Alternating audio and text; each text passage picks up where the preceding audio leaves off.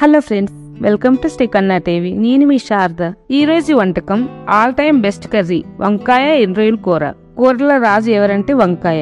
వంకాయ ఎలా ఉన్నా బాగుంటది. వంకాయల్లో ఎండ్రాయిల్ వేసి వండితే అరోమా పిచ్చెక్కిస్తుంది, టేస్ట్ అదిరిపోతుంది. ఈ కూరని మా అమ్మ ఊర్లో చేసినట్టు చేసి చూపిస్తున్నా. కూర ఎలా చేయాలో చూసేద్దాం.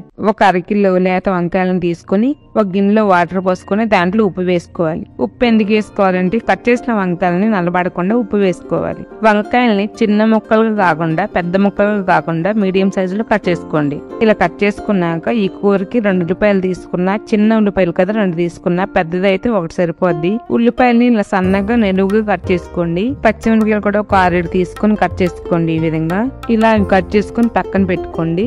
ఇప్పుడు ఒక కడాయి తీసుకుని స్టవ్ వెలిగించి స్టవ్ మీద పెట్టుకోండి. దాంట్లో 3 టేబుల్ స్పూన్ ఆయిల్ వేసుకోండి. ఆయిల్ వేసుకున్నాక దీంట్లో 1/2 టేబుల్ స్పూన్ ఆవాలు, 1/2 టేబుల్ స్పూన్ జీలకర్ర, 1/2 టేబుల్ స్పూన్ పసుపు వేసుకోండి. ఉల్లిపాయలు పచ్చిమిరపకాయలు కూడా కట్ చేసుకుని వేసుకోండి. ఇప్పుడు ఇలా అన్ని వేసుకున్నాక స్టవ్ ఫ్లేమ్ మీడియం లో పెట్టుకుని వేయించుకోండి. ఈ విధంగా చూడండి. ఈ విధంగా వేగినాక దీంట్లో కట్ చేసి పెట్టుకున్న వంకాయ ముక్కల్ని వేసుకోండి. వంకాయ ముక్కలు వేసుకున్నాక కూర తగ్గ ఉప్పు 1 చిన్న టేబుల్ స్పూన్ వేసుకోండి. ఉప్పు సరిపోకపోతే తర్వాత మీరు వేసుకోవచ్చు. ఉప్పు వేసుకున్నాక కూర అంతా బాగా కలుపుకొని మూత పెట్టుకొని ఒక 2-3 నిమిషాల వరకు మగ్గనివ్వండి. ఈలోపు ఒక 4 టమాటాలను తీసుకుని ఇలా చిన్న చిన్న ముక్కలుగా కట్ చేసుకోండి. ఈ విధంగా టమాటాలన్నీ కట్ చేసుకోండి.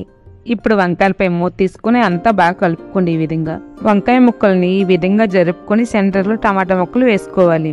ఇలా వేసుకుంటే టమాటాలు మగ్గినాక మెత్తగా చేసి కూర అంతా కలుపుకుంటూ బాగుంటది. ఇలా టమాటా ముక్కలు వేసుకున్నాక దాంట్లో 2 టేబుల్ స్పూన్ కారం వేసుకోండి. 1/2 టేబుల్ స్పూన్ ధనియాల పొడి వేసుకోండి. ఇలా వేసుకున్నాక మూత పెట్టి ఒక 2-3 నిమిషాలు మగ్గనివ్వాలి. ఇలా కూరపై మూత పెట్టుకున్నాక ఈలోపు ఎండ్రాయిల్ తీసుకొని క్లీన్ చేసుకోండి. నేను ఈ కూరకి 1 కప్పు ఎండ్రాయిల్ తీసుకున్నాను. ఈ రొయ్యలు చెత్త ఏమీ లేకుండా ముందుగానే క్లీన్ చేసుకున్నాను కాబట్టి నీటిలో వేసుకుని కడుక్కొని కూరలో వేసుకుంటే సరిపోద్ది.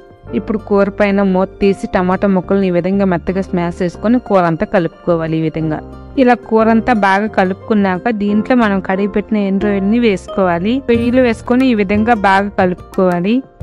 ఇలా కూర అంతా బాగా కలుపుకున్నాక దీంట్లో 2 కప్పులు వాటర్ పోసుకున్నాను. నేను కూర లూజ్ గా గ్రేవీలో రావాలని వాటర్ పోసుకున్నాను. ఈ కూరని గ్రేవీలో కావాలంటే గ్రేవీలో, ఇగురులో కావాలంటే ఇగురులో కూడా చేసుకోవచ్చు.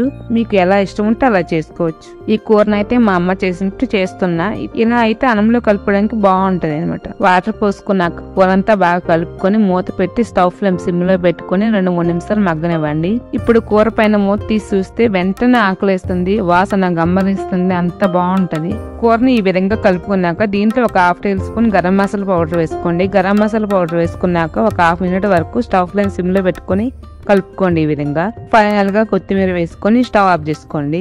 అదే ఎండ్రాయిల్ వంకాయల కూర సింపుల్ గా టేస్టీగా మీరు ఈ విధంగా చేసుకోండి. ఎలా ఉందో కామెంట్స్ పెట్టండి.